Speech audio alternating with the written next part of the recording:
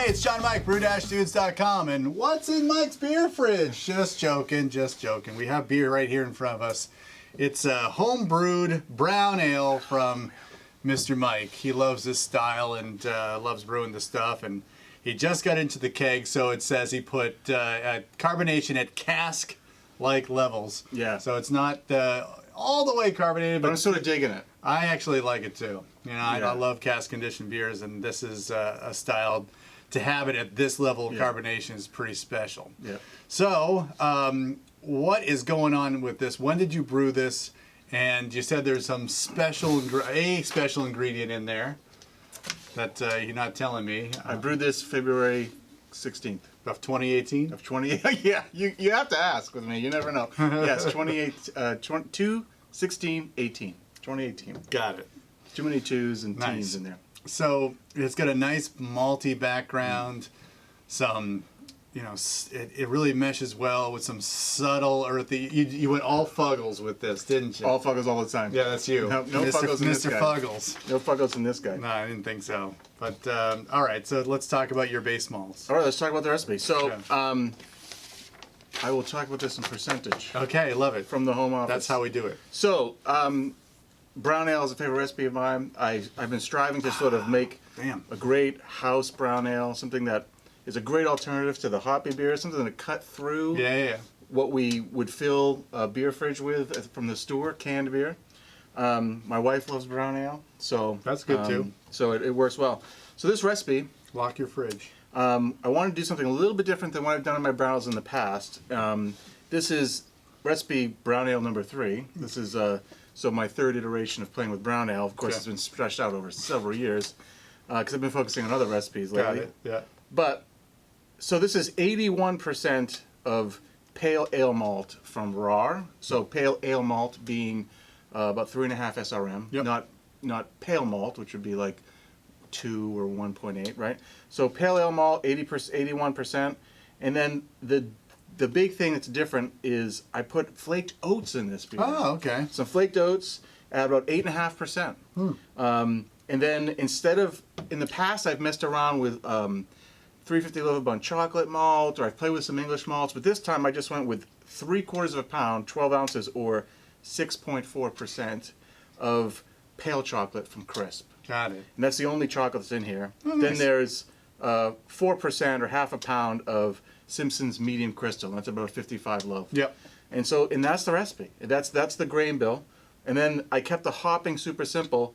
It's just 2 ounces of Challenger hops for a change. Instead of EKG, I wanted to try some Challenger because they're slightly higher alpha acid. Yep, yep. So Challenger hops is about 8.9% alpha. And just 60 minutes, and there's no later additions. I That's it. really wanted to see what this malt bill tasted like before Yeah. I tried to put in some flavoring hops. Yep. But I'm kind of digging it just the way it is. And the other reason why I didn't do late edition hops is I did this with a no chill. So when I brewed this in February, it still is fairly cold here now. Rather than pull out the chiller and the hoses in the freezing weather, because I brew outside, Just went to bed. I just went to bed. I use my 10-gallon kettle that has a good lid. Yeah. And so when the boil's over, I turn off the fire, I put the lid on, and I walk away. Yep. Yep. And then the next day I come out, and it was like 30-something degrees at night. I come out, and it was at like 58 degrees. So I brought it in, put it in a fermenter, and let it come to room temperature for a Right. few hours, and Yeah. put yeast in there. Oh, and the yeast I used was Y yeast 1469, which is the West Yorkshire yeast. Yeah. Which is a yeast I've never used before. Yeah, I don't think I So- have experience with it either. So anyway, you've talked a little bit. What else are you tasting while I have a couple sips? Well, and it's then- funny because I think before the camera started rolling, I like the slight it's coffee into a chocolate note, and I think that's the pale chocolate coming through. Yep. Because it's not as roasty as I think that if you're using like those 350 Love chocolate malts like Yep. you'd get. It's a really nice subtle dark chocolate hint. You know, Yeah, it's that's like it. it's like a little bit more than biscuit. It's Yeah. a little darker toast quality Right. to it. Yeah, and I like that. I think the Challenger hops brings a level of bitterness that is a little stronger. It definitely shows in the final product. If you use probably like 2 ounces of EKG, Yep. you wouldn't have as strong a hop presence, a bitter I agree. hop presence. I agree. In the beer. I agree. I think, but I still think there's a nice, that sort of earthy, herbal. Yeah. I like Challenger EKG kind of deliver that, and I think Challenger. This is I like the way Challenger is played out in this.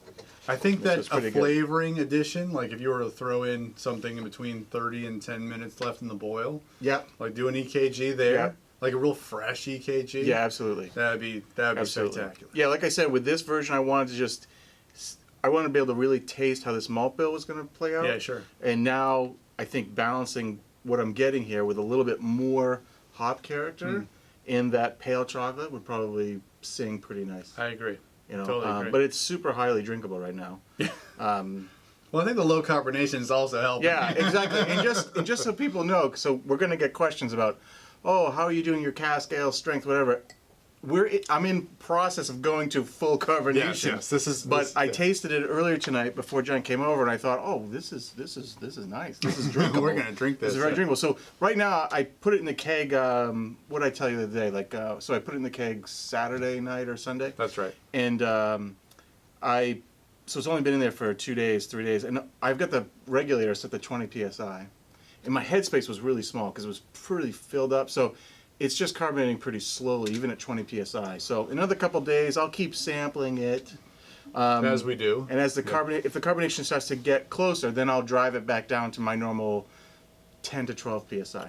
So, Yep. And then it'll be perfect then. yeah, and it'll have a little more head retention probably. Yeah. But I mean, there is the foam. What foam there was, it is lacing to the glasses pretty good. So I think once it gets fully carbonated, I mean, they'll probably get some nice. Is that the oatmeal that's giving you that kind of?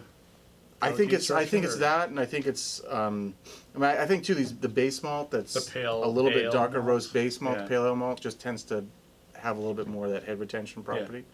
I don't know. I think it's just some of it's good, just good, clean brewing practices. Too. So what's the ABV on this? Because people like to know that. Yeah, so this guy, the estimated ABV, I think on this, I forgot to calculate. So the starting gravity on this guy was 1052, and it fermented down to 1010. So it's Okay. actually pretty dry. Yeah, it is. It's nicely dry.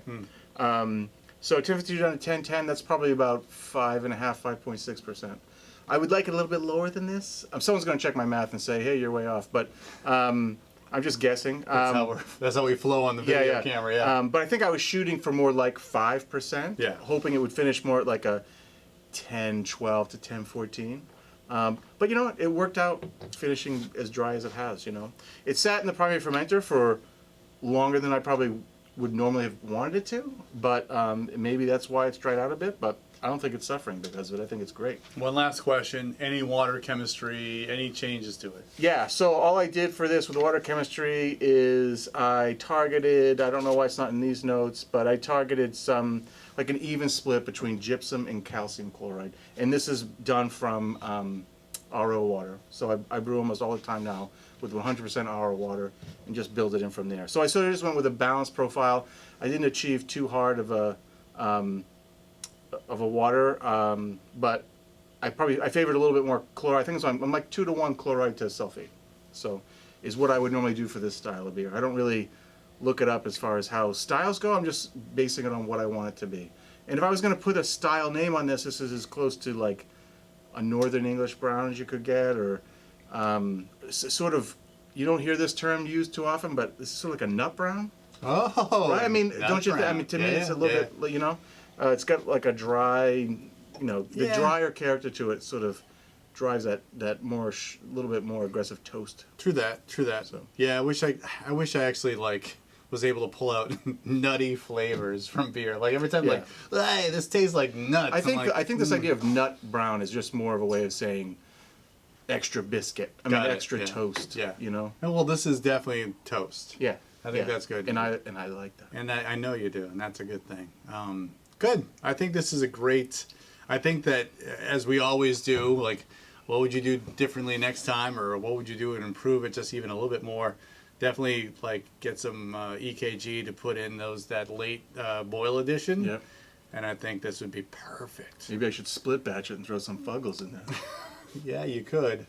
I know how much you love Fuggles. See what happens. Don't ruin it with Fuggles. You'll be like, I put I know. Fuggles Then in I'll it." be like, oh, now we got to do brown ale number 5. Yeah, so You'll be dumping down the drain on that one. So that's nice beer.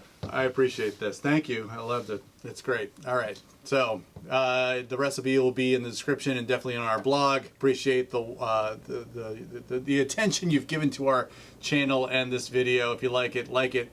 If you want to subscribe, we do this every week. And certainly follow these brew dudes as we brew more beer and taste more beer and learn more about home brewing. So for John and Mike, brew-dudes.com.